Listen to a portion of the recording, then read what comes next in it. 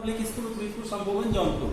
तो बच्चों आज हम क्लास 12 की मैथमेटिक्स के अंतर्गत जो हम पढ़ा रहे थे फलन और उसके कुछ फलन और उसके ग्राफ, तो उसके अंतर्गत हमने तत्समक फलन और अचर फलन के बारे में बात कर लिया था।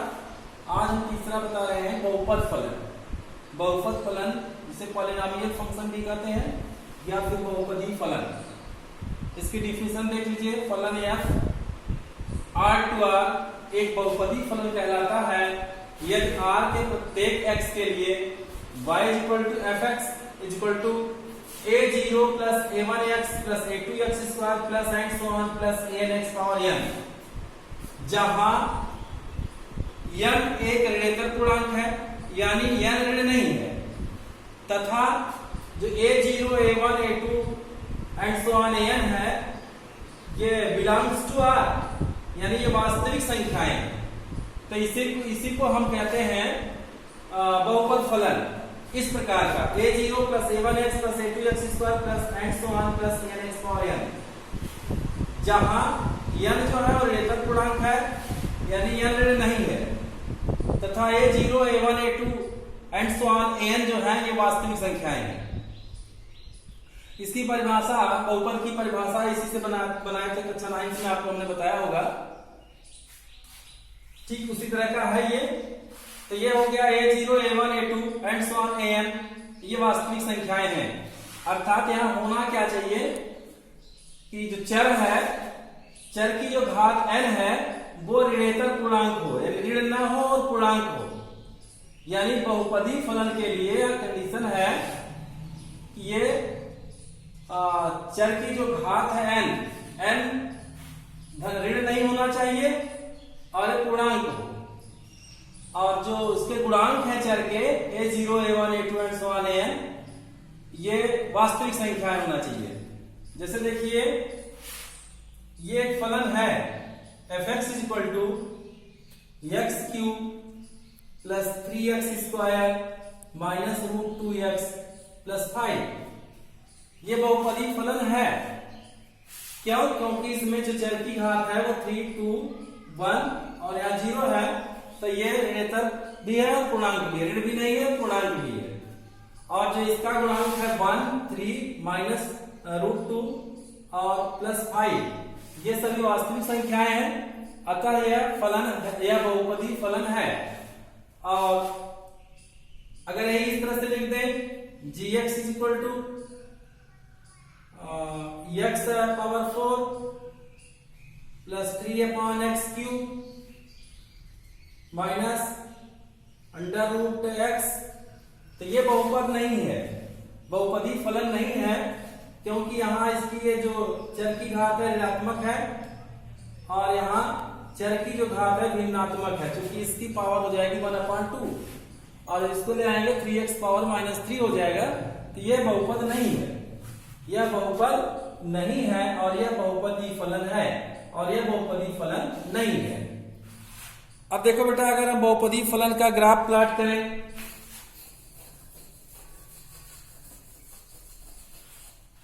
बहुपदी फलन एक बहुपदी फलन है, अगर हम इसका ग्राफ प्लॉट करें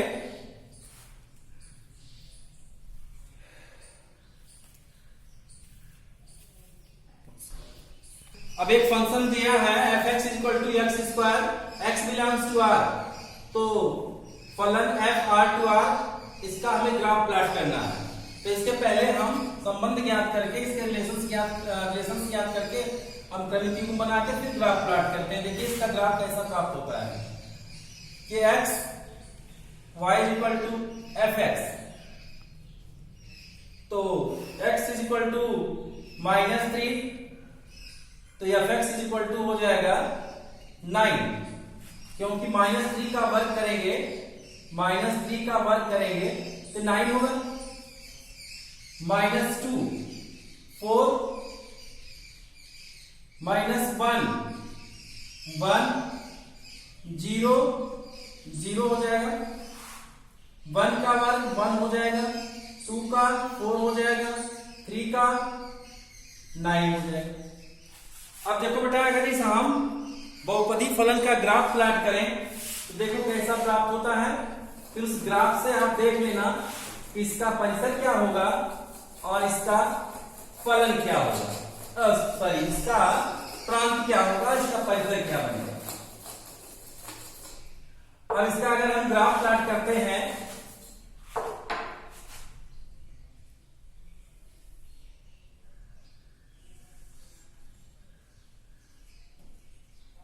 x o x डैश,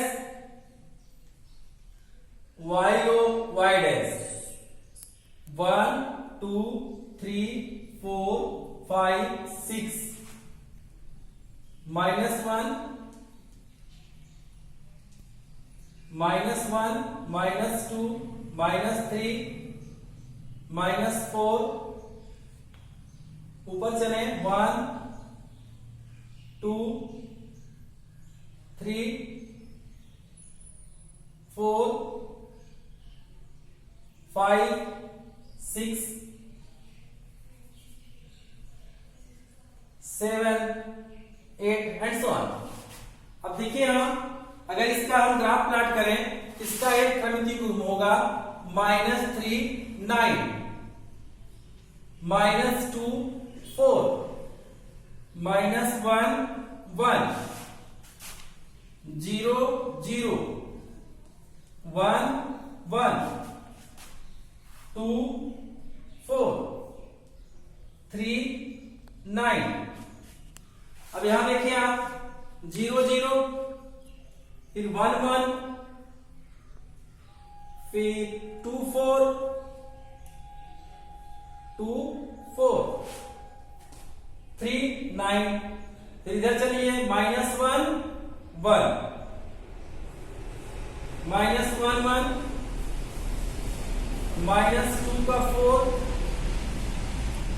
अब इसको अगर हम मिलाएं इस तरह से,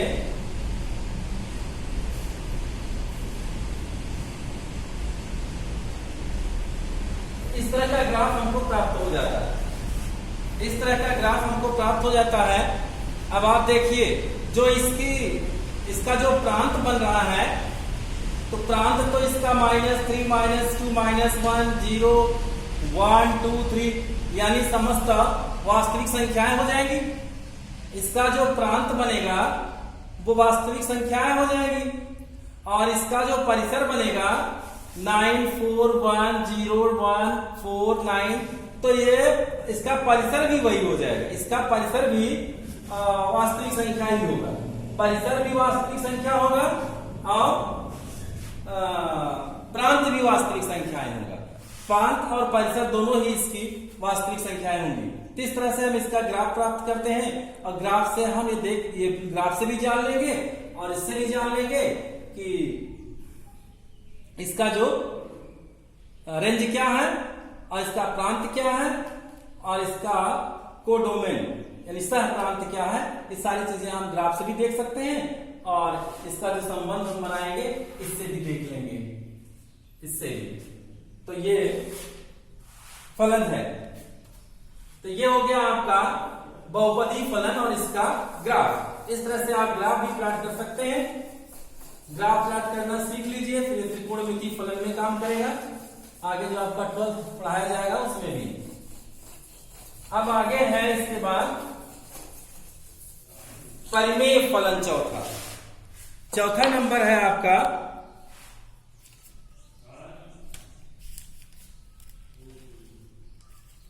परिमेय फलन।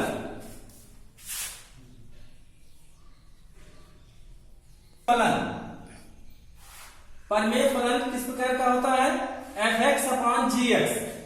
fx/gx के प्रकार के फलन जहां fx तथा gx एक प्रांत में x के परिभाषित बहुपदी फलन है जिसमें gx is not equal to 0। gx is not equal to 0, gx शून्य न हो तो परिमेय फलन कहलाता है। यानी उसका जो हर है, हर का फलन है वो शून्य नहीं होना चाहिए। और fx और gx जो है वो बहुपद होने चाहिए, बहुपदी फलन। fx और gx में कोई भी बहुपदी फलन नहीं होगा तो नहीं होगा। तो fx और gx बहुपदी फलन होने चाहिए। और उसकी एक कंडीशन और है कि gx is not equal to 0, gx शून्य ना हो, तब वो फलन परिमेय फलन कहलाएगा। अब देखो बेटा एक एग्जांपल से हम परिमेय फलन का ग्राफ कैसा होगा ये देखते हैं। f फलन f r माइनस समुच्चय शून्य का समुच्चय 2r की परिभाषा से fx is equal to 1 upon x, fx is equal to 1 upon x, जहां x belongs to r minus शून्य का समुच्चय, अर्थात वास्तविक ऐसी वास्तविक संख्याओं का समुच्चय जिसमें शून्य न हो, अशून्य वास्तविक संख्याओं का समुच्चय। संबंध अशून्य वास्तविक संख्याओं का समुच्चय, वास्तविक फलन अशून्य वास्तविक संख्याओं के समुच्चय से वास्तविक संख्याओं में, उसकी परिभाषा fx is equal to 1 upon x, जहां x बिलोंग्स टू अशून्य परिमेय संख्याओं का समुच्चय। तो अब अगर हम यहां इसका ग्राफ प्लॉट करेंगे तो देखो कैसा आता है इसका graph. x is equal to -2 ले लें तो 1 upon x is equal to हो जाएगा -0.5। अरे भैया 1/-2 करेंगे तो ये हो जाएगा -0.5। 1.5 करते हैं -1.5 का लेंगे तो ये हो जाएगा 1/1.5 करेंगे, देखो कितना आता है,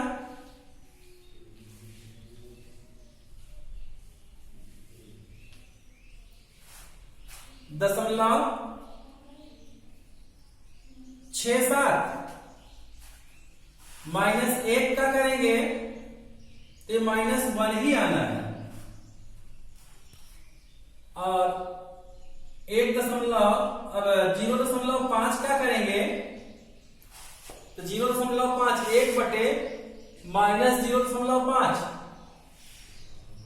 -0.5 करेंगे तो ये आ जाएगा -2,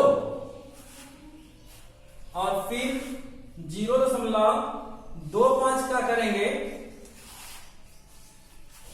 तो देखो कितना आता है 0.25, ये आ जाएगा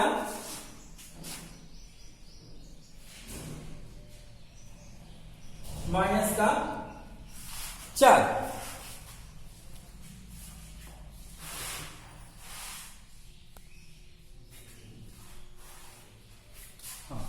और अगर इसको यहीं से हम पॉजिटिव लेना शुरू कर दें, चूंकि 0 है नहीं इसमें, 0.25 का 4 हो जाएगा, फिर 0.5 का 2 हो जाएगा, 1 का 1 हो जाएगा, और 1.5 का 0.67 हो जाएगा पॉजिटिव, और 2 का 0.5 हो जाएगा।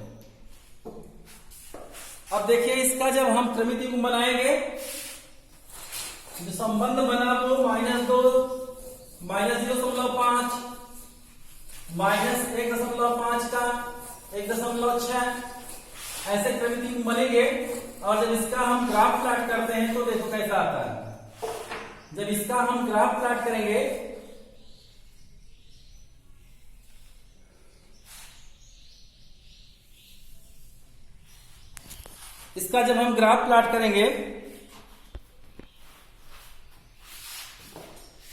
x को x डैश, y को y डैश, 2 4 6 8 -2 -4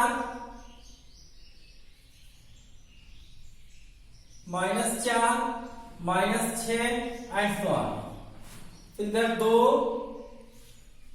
4 6 8, इधर -2 -4 -6 -8।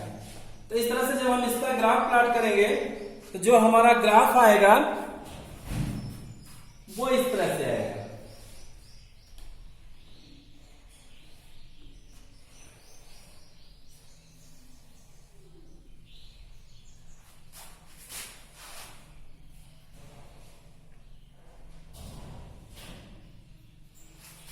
देख रहे हैं, इसका ग्राफ जो है वो इस तरह से आएगा। अब देख लीजिए भैया, इसका जो प्रांत है, प्रांत में शून्य नहीं है और इसके रेंज में भी शून्य नहीं है, क्योंकि रेंज इसका शून्य की तरफ जा रहा है, शून्य की तरफ जा रहा है, लेकिन एग्जैक्टली शून्य पे नहीं पहुंचेगा।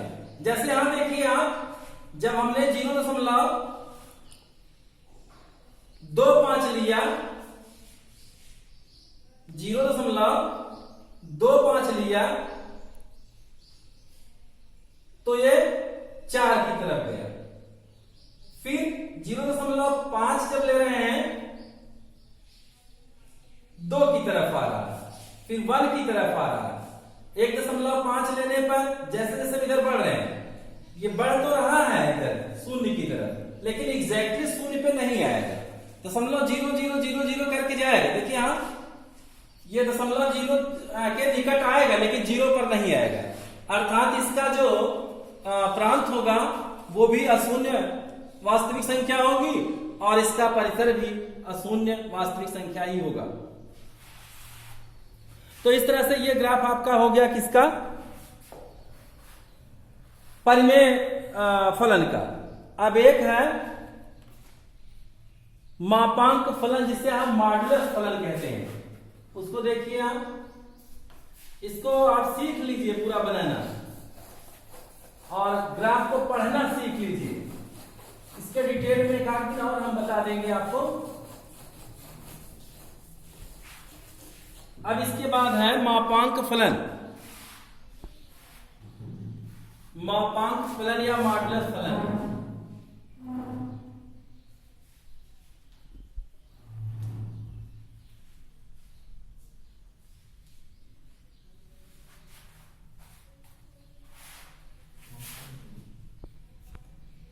मॉडुलस फंक्शन, तो देखो बेटा, f(x) = मॉडुलस x, इसको मॉड x भी पढ़ते हैं, मॉडुलस x भी पढ़ते हैं।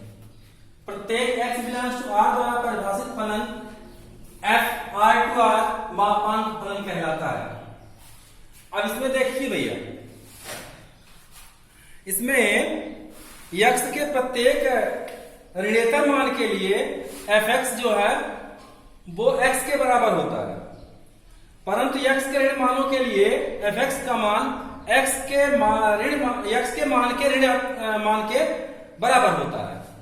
अब जैसे एक एग्जांपल से देखिए तो आपको समझ में आ जाएगा कि इसका ग्राफ हम कैसे प्लॉट करते हैं। f(x) =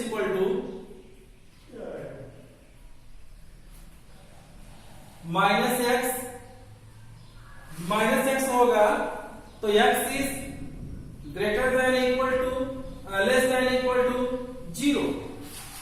f(x) = -x, x is less than equal to 0 और f(x) = x, तो ये हो जाएगा x is greater than equal to 0।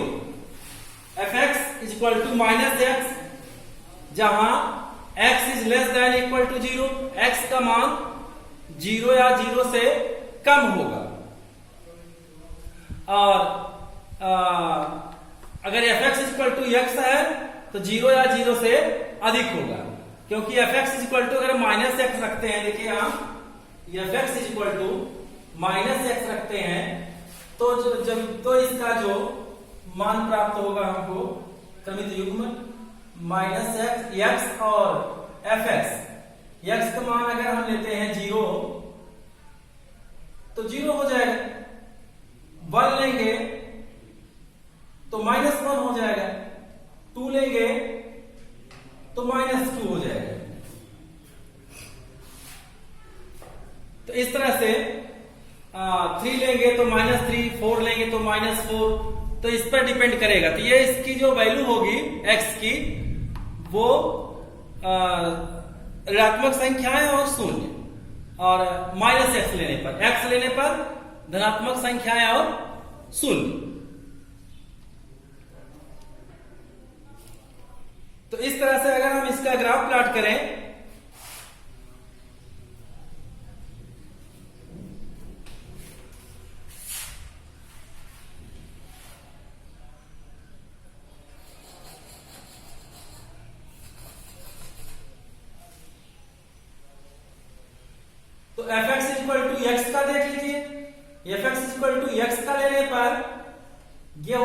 है 0 0 1 1 2 2 fx is equal to mod x sorry fx is equal to mod x लेने पर तो ये 0 0 1 1 2 2 अब यहां देखिए 3 3 ये हो गया और fx is equal to mod minus x लेने पर देख लीजिए fx is equal to modulus minus x लेने पर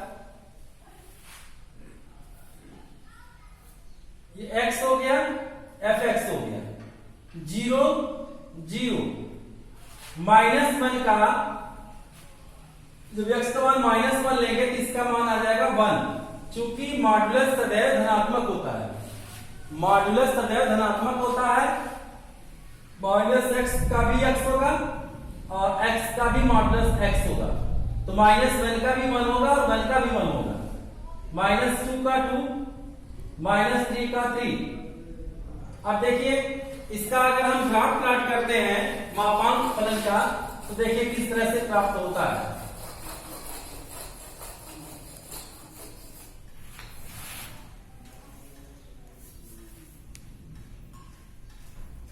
ये है x o x dash y o y dash 1 2 3 4 5 and so on -1 -2 -3 -4 and so on 1 2 3 4 1 2 3 4 -1 -2 -3 and so on अब देखिए आप इससे जब आप लेंगे पहला बिंदु इसका प्राप्त हो जाएगा 0 0 0 0 1 1 यहां हो गया 2 2 यहां हो गया 3 3 यहां हो गया इस तरह से ग्राफ ये प्राप्त हुआ और इसका जब होगा देखिए यहां दूसरे वाले पॉइंट से fx equal to mod plus minus x है 0 0 तो ये हो गया -1 1 -1 इधर आएंगे 1 यहां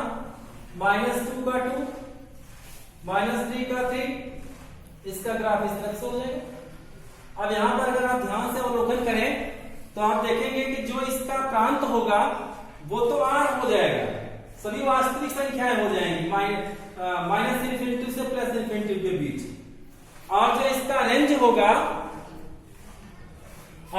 रेंज होगा वो धनात्मक संख्याएं होंगी धनात्मक वास्तविक संख्याएं होंगी ऋणात्मक नहीं होंगी और वो 0 से लेकर के इनफाइनाइट तक हो जाएंगी तो 0 से इनफाइनाइट तक समस्त धनात्मक संख्या है इसका रेंज यहां परिसर हो जाएंगी ये भी धनात्मक मान समान है इसके इधर भी धनात्मक मान आ रहे हैं और जो इसका प्रांत है वो ऋणात्मक संख्या भी है धनात्मक संख्या भी है तो इसका प्रांत भी हम ज्ञात कर सकते हैं और इसका रेंज भी ज्ञात कर सकते हैं इस तरह से ये हो गया आपका मॉडुलस फंक्शन मापांक फलन तो मापांक फलन का ग्राफ इस तरह से प्राप्त होगा आपको और ये मॉडुलस सदैव धनात्मक होता है यह बात आप समझ लीजिएगा मॉडुलस अब इसके बाद है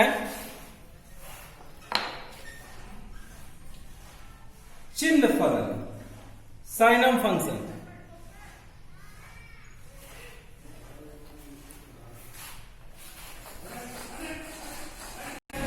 r के लिए fx इक्वल टू 1 यदि x is greater than 0 fx equal to 0 यदि x equal to 0 fx equal to -1 यदि x इज लेस देन 0 द्वारा परिभाषित फलन इस परिभाषा द्वारा परिभाषित फलन f r to r signum function कहलाता है चिन्ह फलन कहलाता है अब इसका ग्राफ अगर हम प्लॉट करें fx इक्वल टू 1 लिखें तो fx इक्वल टू 1 को हम fx बराबर 0 पे x प्लस 1 भी कर सकते हैं 0 पे x प्लस 1 बना ही है अब देखिए यहां पर अब हम अगर x की वैल्यू लें चाहे जो x of y equal to fx x का मान अगर हम 0 लेते हैं 0 पे 0 प्लस 1 मान हो जाएगा 0 1 लेते हैं तो 0 गुणे 1 0 प्लस 1 1 हो गया। 2 लेंगे तो भी 1, 3 लेंगे तो भी 1, 3 गुणे 0 प्लस 1, माइनस में ले चाहे प्लस में ले, माइनस में लेंगे तो भी। अर्थात जब इसका ग्राफ प्लॉट करेंगे तो इसका क्या आएगा 0 1 1 1 2 1 3 1 एंड 4 तो अब यहां पर देखिए इसका जो ग्राफ हम प्लॉट करेंगे वो कहां से होगा 0 से लेकर के जैसे 0 1 1 पे आ गए जैसे 1 2 3 4 1 2 3 4 इधर भी ले लें 1 2 3 4 तो ऊपर भी ले लें 1 2 3 4 तो 0 1 ये हो गया 1 1 ये हो गया 2 2 ये हो गया 3 3 ये हो गया। इस तरह से ये एक्स अक्ष के समांतर एक सरल रेखा हो जाएगी। ये है y इक्वल टू 1 के लिए यानी fx इक्वल टू 1 के लिए और fx इक्वल टू 0 के लिए तो fx equal to 0 into 0 plus 0 तो सारे मान 0 हो जाएंगे तो यही प्राप्त हो जाएगा। और दूसरा देखिए fx इक्वल टू -1 के लिए इसको हम लिख सकते हैं 0 गुणे 1 0 गुणे x माइनस 1 तो x बराबर 0 के लिए ये हो जाएगा -1 ये हो जाएगा -1 2 रखेंगे तभी 2 शून्य शून्य में -1 करेंगे तो -1 ये भी -1 तब इसके जो प्रतिबिंब बनेंगे 0 -1 1 -1 2 -1 3 -1 तब इसका जो ग्राफ प्लॉट होगा -1 -2 -3 तो 0 -1 ये हो गया और -1 ये हो गया -2 1 2 -2 1 ये हो गया 3 1 ये हो गया। इस तरह से ये भी एक सत्य समांतर एक सरल रेखा हो जाएगी और ये ग्राफ हो गया y इक्वल टू -1 का y इक्वल टू -1 का और x इक्वल टू -1 और y इक्वल टू 1 का। इस तरह से हमको ये ग्राफ प्राप्त हो जाता है। यहां कह रहा है कि x इज लेस देन 0 और x is greater than 0 x 0 से बड़ा है अर्थात 0 नहीं होगा इसके सामने तो इसका जो प्रांत बनेगा वो वास्तविक संख्याएं होंगी अशून्य वास्तविक संख्याएं हो जाएंगी और हाँ इसका जो प्रांत बनेगा वास्तविक संख्या होगा और जो इसका रेंज बनेगा परिसर में इसके केवल 1 0 और -1 होंगे। परिसर इसका जो बनेगा प्रांत तो वास्तविक संख्या हो जाएगा लेकिन परिसर जो होगा वो क्या हो जाएगा इसका परिसर सदैव 1 0 -1 0 और 1 होगा। इसका परिसर -1 0 और 1 होगा।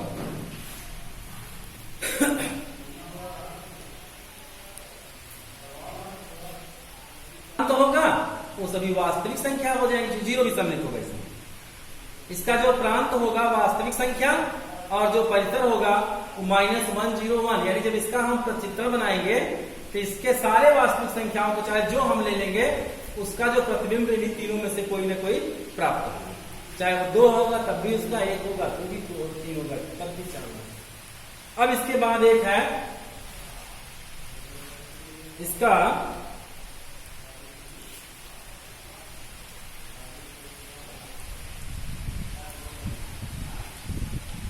ग्रेटेस्ट इंटीजर फंक्शन भी बोलते हैं।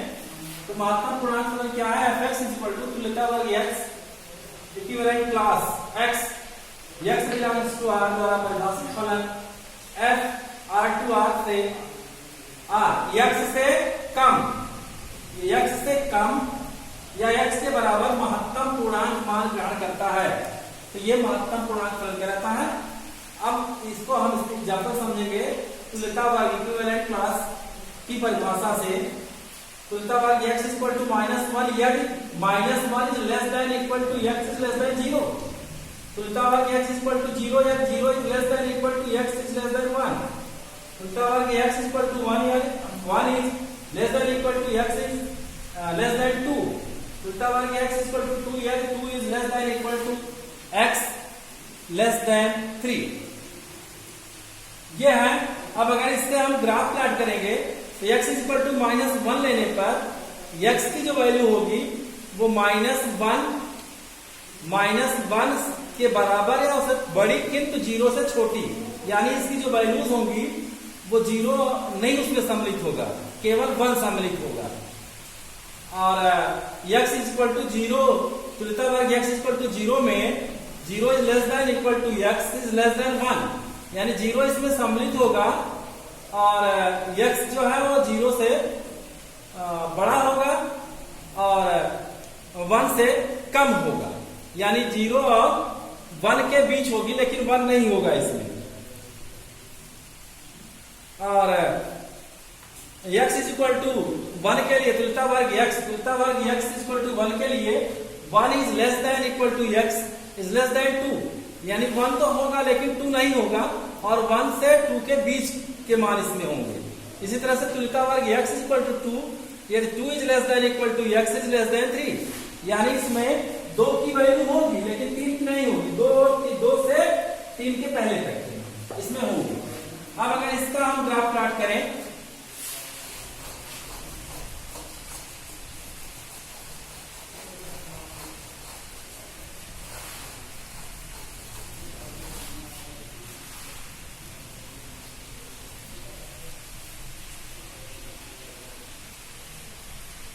y को y डैश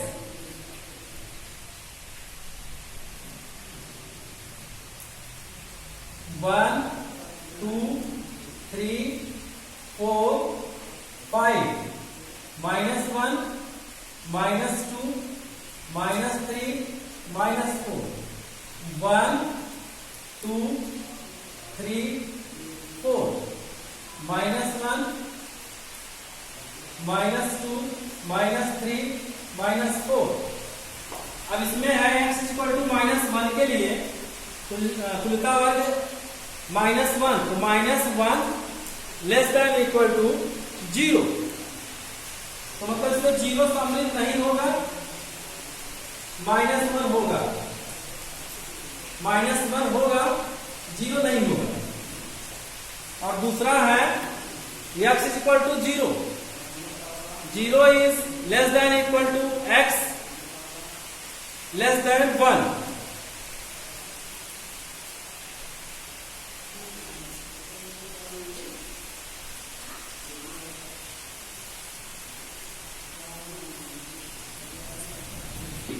और तुल्यता वर्ग 1 तुल्यता वर्ग x इक्वल टू 1 यदि 1 is less than equal to x is less than 2 तो 2 नहीं होगा। जो ये हमने व्हाइट बॉल खींचा है, रिक्त खींचा है, ये नहीं होगा और यहां से होगा 1 होगा, ये 2 नहीं होगा, 1 से यहां तक के लिए। और तुल्यता वर्ग x इक्वल टू 2 या 2 is less than equal to x is less than 3, मतलब 2 तो होगा लेकिन 3 नहीं होगा। इस तरह से इसका ग्राफ होगा। हाँ, एक हम आपको बताते हैं कि इसको लिखने का तरीका कैसे होता है। एक बात आप यहां सीख लीजिए, अंतराल r के उपसमुच्चय के रूप में ये कक्षा 9th में आपको पढ़ाया गया होगा, उपसमुच्चय पढ़ाते समय, सबसेट पढ़ाते समय, लेकिन आपके मेमोरी में इसको डालना से जरूरी है कि जब आप रेंज और पैटर्न लिखेंगे तो लिखने का एक तरीका भी होगा जो शॉर्टकट में आप लिख सकते हैं। जैसे अंतराल r के उपसमुच्चय के रूप में, r वास्तविक संख्या है, यदि ab belongs to r, ab जो है वास्तविक संख्याओं के अवयव हैं, तो और इस तरह से कि a इज सबसे a is less then b, a b से छोटा है। जब a b से छोटा है तो इसका जो समुच्चय है वास्तविक संख्याओं का, तो वास्तविक संख्याओं का समुच्चय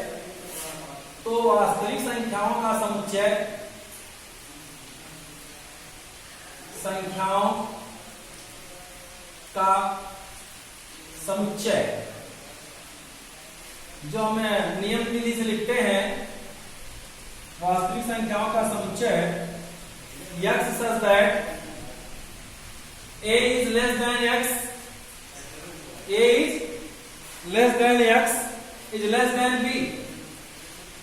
x ऐसा है x a से बड़ा है लेकिन b से छोटा है, a से बड़ा है और b से छोटा है, अगर इस तरह का समुच्चय है तो इसको हम कैसे लिखते हैं? तब ये बनेगा एक विपरीत श्रृंखला। जैसे देखिए यहां इसको हम लिख देंगे छोटे ब्रैकेट में ए बी, ए बी ले लेंगे तो इसमें ए नहीं सम्मिलित होगा और बी नहीं सम्मिलित होगा, ए और बी के बीच की अवयव सम्मिलित होंगे। अगर इसको हम वक्र ब्रैकेट में लिखते हैं इस तरह से ए बी, तो इसके समुच्चय में ए नहीं है, क्योंकि ए एक्स से छोटा है, समुच्चय जो है वो तो अवयव उसका एक्स है, एक्स जो है ए से छोटा है और बी से एक्स ए से बड़ा है और बी से छोटा है। इसका मतलब हुआ कि इसके अवयव में ए और बी सम्मिलित नहीं होंगे बल्कि ए और बी के बीच होंगे। तो अगर इसको कहते हैं हम विपरीत श्रृंखला, खुली श्रृंखला। इसे हम छोटे ब्रैकेट में ए बी लिख करके प्रदर्शित करते हैं और इसको जब संख्या रेखा पर प्रदर्शित करते हैं तो इस तरह से प्रदर्शित करते हैं। अगर यहाँ ए है यहाँ बी है तो यहाँ व्हाइट बार यानी ये रिक्त वृत्त ऐसे बना देंगे और इसके बीच में ऐसे गाढ़ी रेखा कर देंगे। इसका मतलब हुआ कि ए और बी नहीं है, ए और बी नहीं है, इसके बीच के जितने अवयव हैं सब हैं। जैसे अगर हमने लिख दिया -3 और 5, -3 और 5 को अगर इस तरह से लिख दिया तब इसका जो समुच्चय बनेगा, जब समुच्चय लिखेंगे तो मजरा ब्रैकेट लगाएंगे, इस तरह से लिखेंगे तो ये अंतराल के रूप में, जिसे हम कहते हैं विपरीत अंतराल।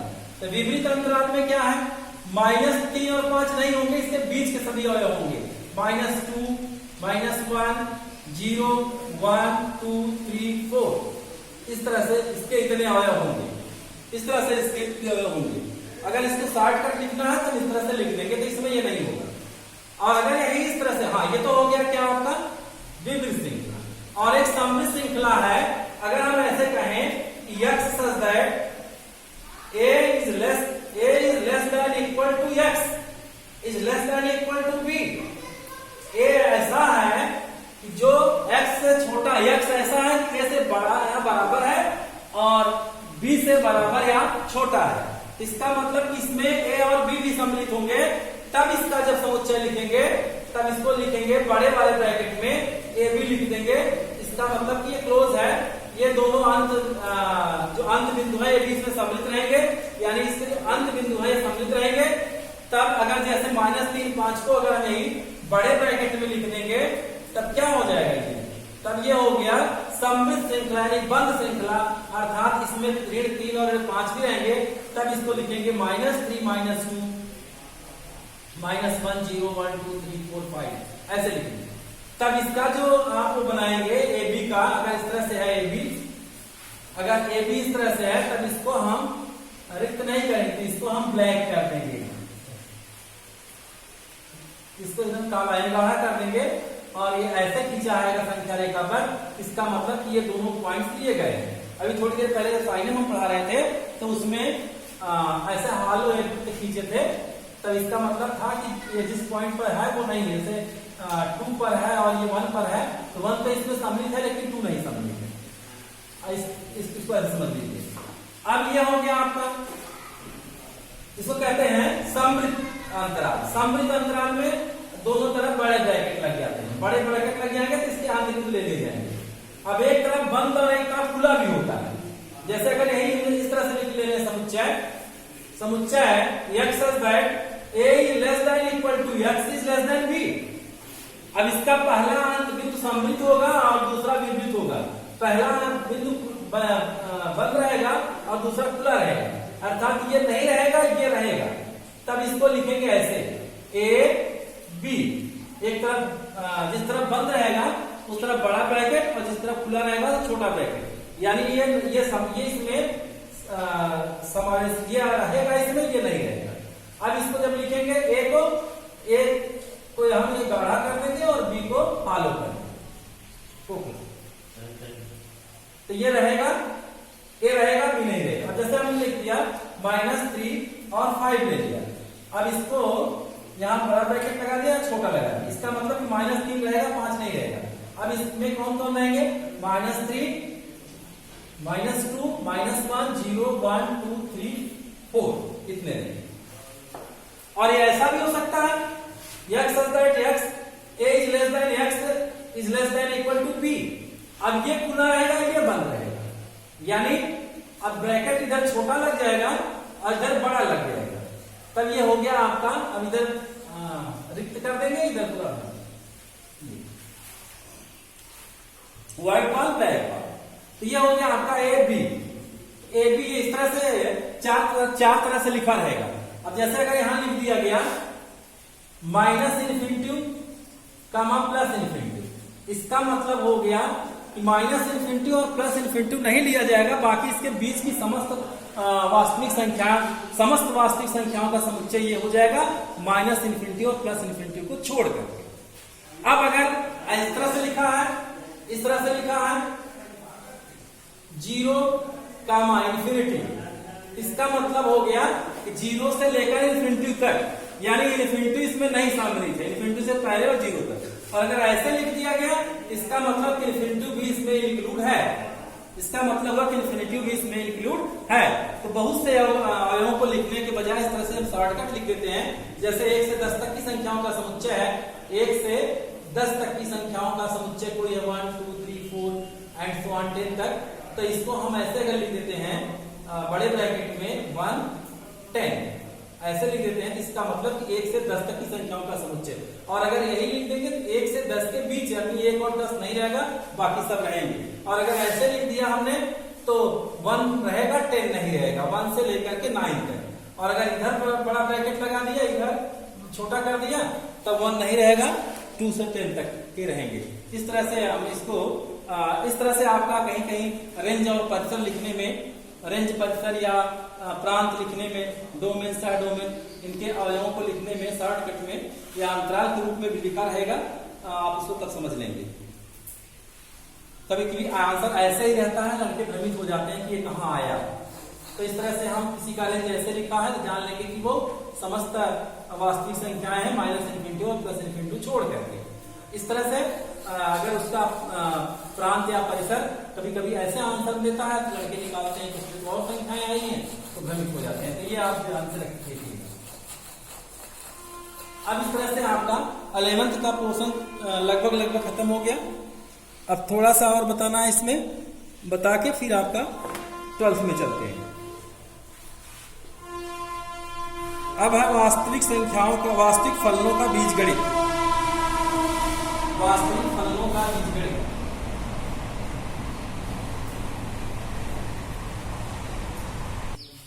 वास्तविक फलनों का बीजगणित।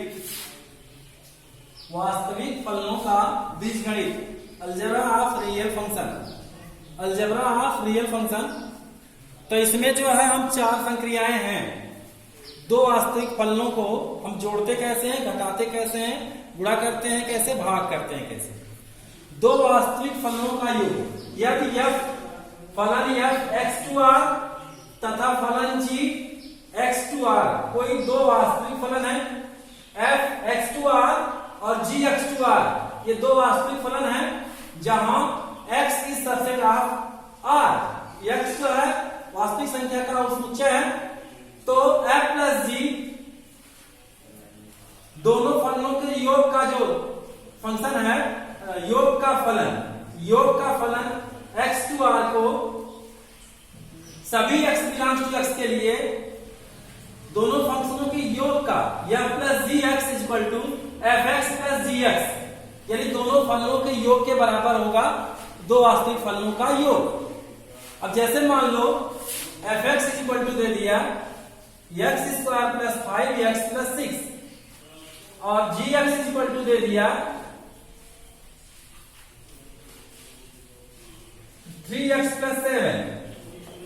अब यह प्लस जी इंटू एक्स बराबर हो जाएगा F x plus g x, F x plus g x ये बराबर हो जाएगा। अब इसको जो योग करेंगे, योग का वही नियम जो आपको 9th में बताया गया, 10th में बताया गया है, x square plus 5x plus 3x 8x plus 13, ये हो जाएगा आपका F x plus g x. इसी तरह से यह है 2 फलनों का योग। अब इसी तरह से दो वास्तविक फलनों का अंतर आप देख लें, दो वास्तविक फलनों का अंतर इसी में हम बता देते हैं, क्योंकि आप 11th में पढ़ चुके हैं या नहीं पढ़े हैं तो इसको हम रिफ्रेश कर दे रहे हैं, फिर देख लेना। दो वास्तविक फलन यदि f फलन f x2r और g x2r कोई दो वास्तविक फलन है जहां x is subset of r, तो f माइनस g फलन f माइनस g x2r को सभी x बिलोंग्स टू x के लिए f minus g x equal to f x minus g x कर देंगे। अब अगर इसी को हम इस एग्जांपल को अगर हम अंतर करें इसका f माइनस जी एक्स बराबर F x minus g x, तब यह हो जाएगा एक्स स्क्वायर 5x में से 3x घट के हो जाएगा 2x और माइनस 1, ये हो जाएगा। तो इसके सभी के चिन्ह बदल जाएंगे, x square plus 2x minus 1, ये हो गया अंतर। इसी तरह से दो वास्तविक फलनों का गुणा देख लीजिए, फलनों का गुणा फलन f x2r और g x2r दो वास्तविक फलन हैं जहां x is subset of r, तो fg यानी f गुणे g x2r को सभी x बिलोंग्स टू x के लिए fgx इज इक्वल टू हो जाएगा fx गुणे gx, fx गुणे gx।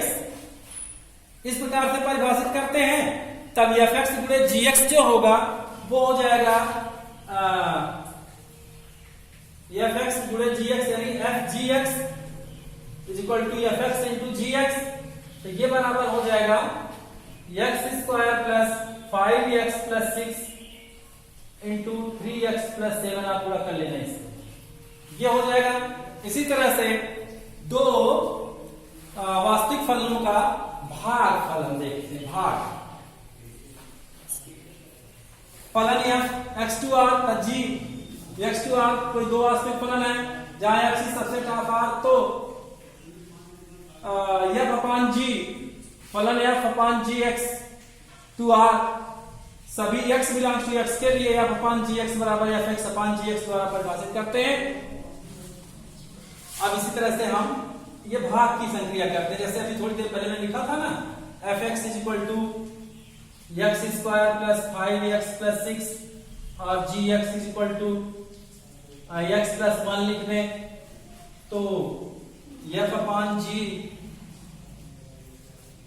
x बराबर हो जाएगा x square plus 5x plus 6 upon यानी fx upon gx, fx upon gx is equal to x square plus 5x plus 6 upon x plus 1, ये हो जाएगा भागफल, इसका भाग दे देंगे। तो ये तरीका है आपका।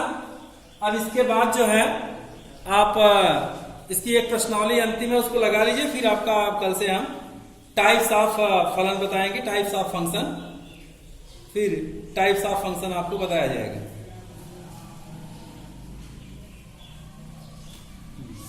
ये प्रश्नावली आप करके भेज दीजिए, इसको आप लगा लीजिए। कल हम आपको टाइप्स ऑफ फलन में बताएंगे, क्लास 12th की बुक का आप बताएंगे टाइप्स ऑफ फलन।